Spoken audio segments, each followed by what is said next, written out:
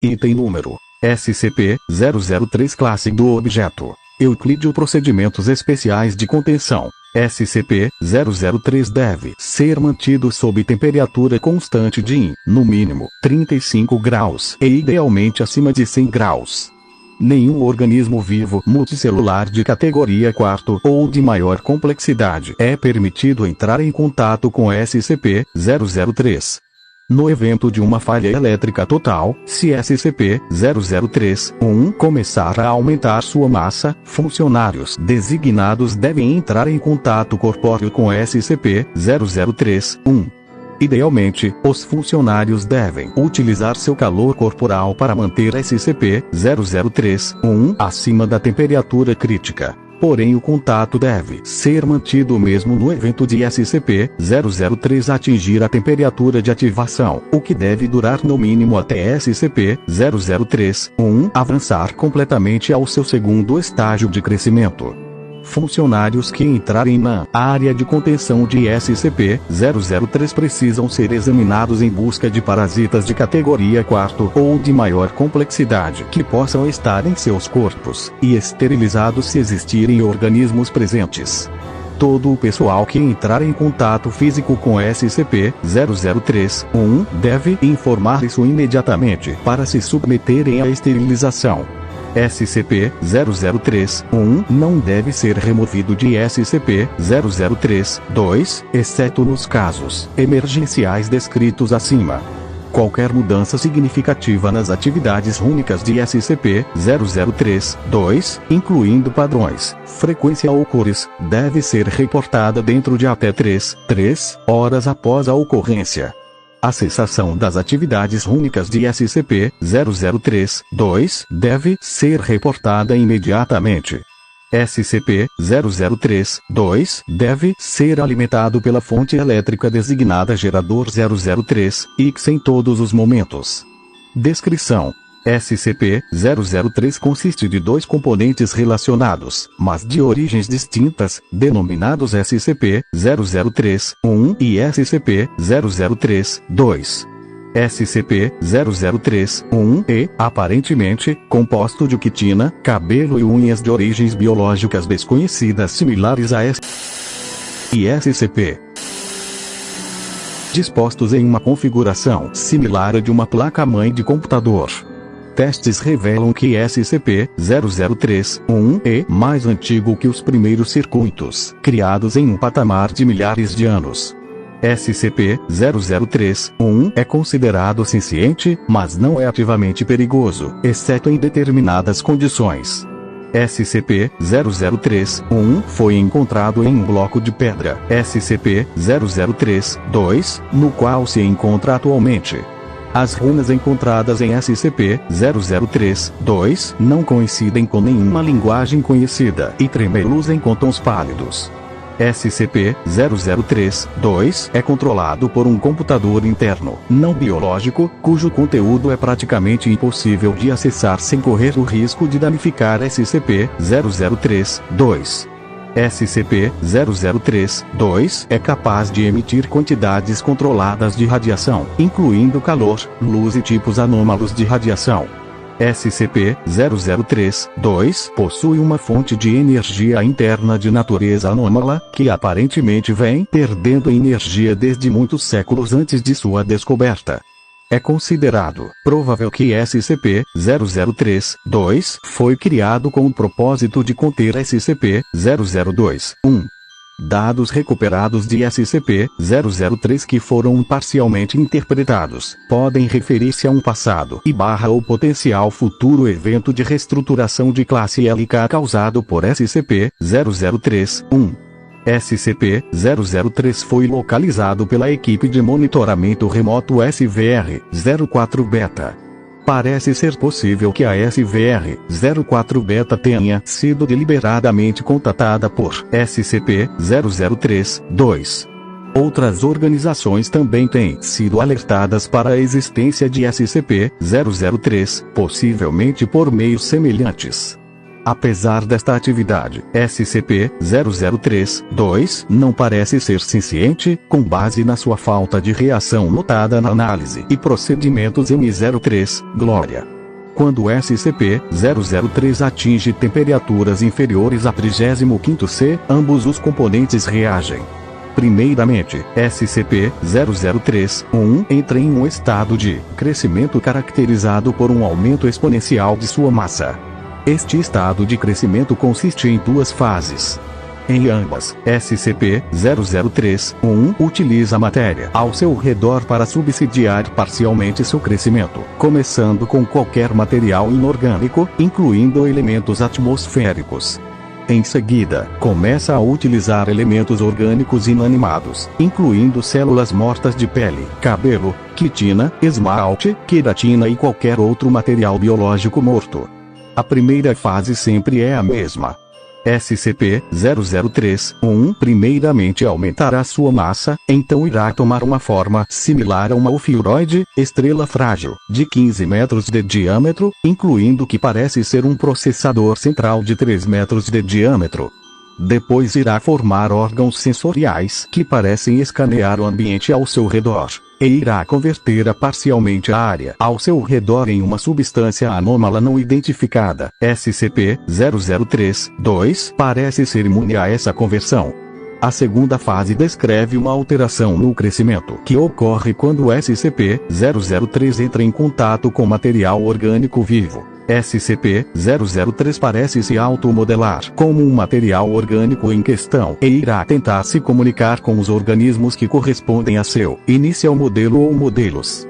Em sua segunda fase, SCP-003-1 pode pausar, diminuir ou mudar seu crescimento, e também irá converter matéria inorgânica e morta em estruturas funcionalmente similares, enquanto altera anomalamente sua composição física. Enquanto no primeiro estágio o crescimento é consistente, no segundo, a taxa de crescimento é diminuída em uma razão de 20 a 90% enquanto o SCP-003-1 permanecer em contato com matéria orgânica viva. A quantidade de diminuição é determinada pela complexidade do organismo em contato com SCP-003-1, como confirmado através. SCP-003-1 aparenta utilizar grandes quantidades de processamento para analisar matéria orgânica viva. Em cada um dos estágios de crescimento de SCP-003-1, SCP-003-2 libera doses de radiação que inibem temporariamente o crescimento de SCP-003-1 ou o revertem quando a temperatura alcança mais de centésimo C. Emissões de radiação similares podem ser produzidas ou replicadas por outros meios anômalos. Adendo 003-01. Agindo de acordo com informações coletadas a partir da análise linguística das runas de SCP-003-2 e análises de dados comparativas, a equipe de pesquisa M03, Glória foi capaz de criar um vínculo entre SCP-003 para analisar suas funções.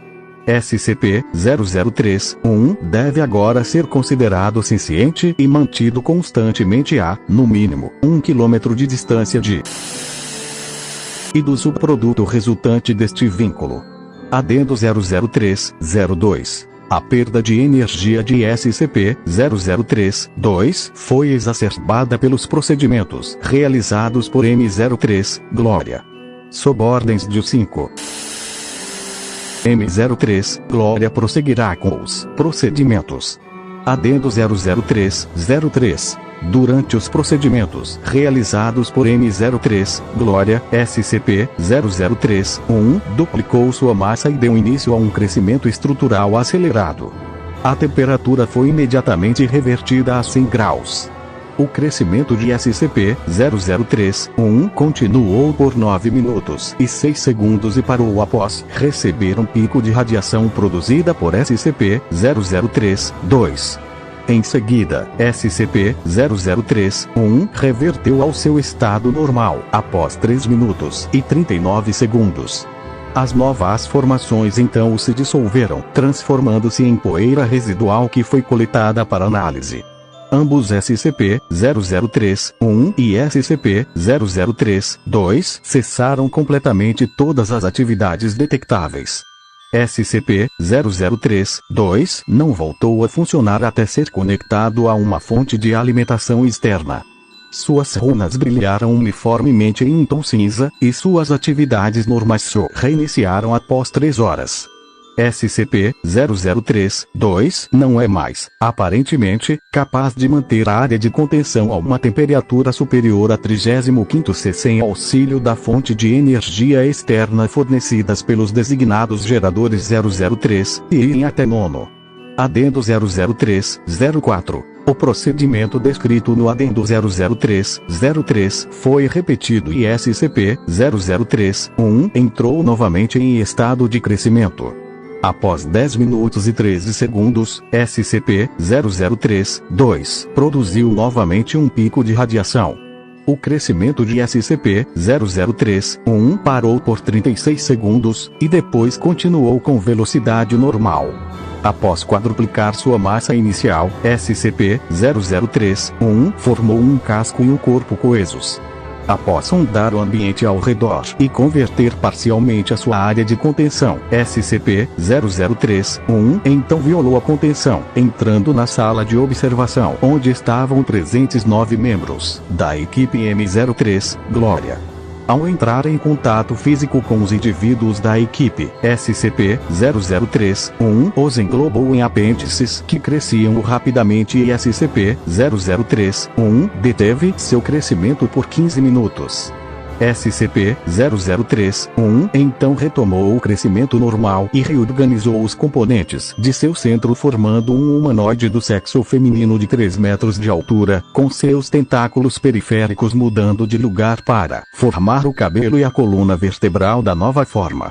SCP-003-1 produziu então vocalizações rudimentares em uma aparente tentativa de se comunicar com os pesquisadores. O indivíduo desconhecido se aproximou da área comprometida acompanhado de uma equipe completa de agentes. O indivíduo alegou estar agindo sob ordens de 5-10 e tentou se comunicar com SCP-003-1. Após este incidente, o agente Jackson da M03, Glória conseguiu restaurar o fornecimento de energia a SCP-003-2 e ativou os geradores reserva para retornar a temperatura ambiente a 100 graus. SCP-003-1 voltou a seu estado normal após 21 minutos e 7 segundos, sendo recontido sem incidentes adicionais. Todos os 9 membros de M03, Glória foram posteriormente examinados, sem que qualquer dano físico fosse encontrado. Também não foram detectados quaisquer efeitos mentais residuais além de traumas psicológicos menores. Os materiais convertidos por SCP-003 não se dissolveram e encontram-se sob análise. Adendo 003-05. Tendo em vista o incidente anterior, o 5-10 foi removido do Conselho 5 em uma decisão conjunta feita por o 5. O 5 e o 5. Todas as atividades de M03, Glória foram suspensas por prazo indefinido. Transcrição do relato do incidente a 21, versículo 8. Para disseminação para o Comando 5 e funcionários. Entrevistadores e presentes: o 5-2, o 5-5, o 5-7, o 5-10 e funcionários entrevistados. Dr. Tilda David Moose, liderança de M03, Glória e certo 35. Ela tentou falar com a gente. Todos nós ouvimos a voz dela em nossas cabeças, em uma espécie de meia-língua que não conseguimos entender completamente. Alguns dos outros desmaiaram imediatamente. Eu durei um pouco mais, mas isso não foi por causa de minha força mental. Isso é só porque ela estava tentando nos dizer coisas diferentes.